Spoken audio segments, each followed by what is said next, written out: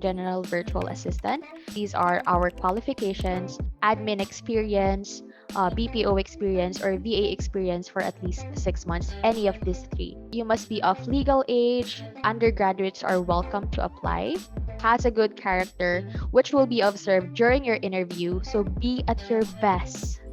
The related work experience: maybe on your previous job, you were a transaction coordinator, real estate assistant, admin, bookkeeper, copywriter or blogger, social media manager or graphic designer. Also, video and audio editor are welcome. If you have any of these related work experience, kind of mention this on your interview. For EVA, just like ISA, this is a voice account. We are strictly requiring you to have at least 6 months of BPO experience or VA with voice experience. You're gonna do outbound cold calling. You must be of legal age. Undergraduates are also welcome to apply.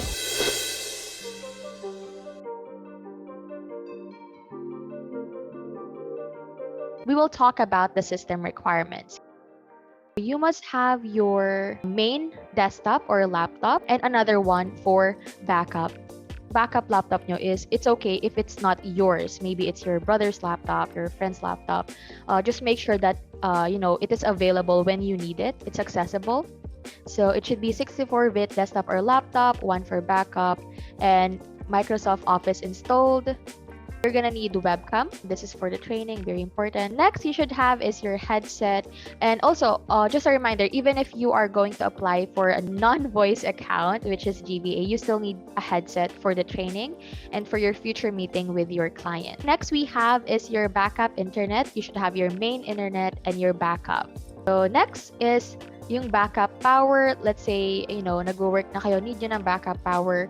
You should have an alternative location where you can continue your work. Next we have is for the Mac. You should have your main desktop or laptop, your backup laptop or desktop, main internet, backup internet, webcam, headset, Microsoft Office installed, backup power, or your alternative location.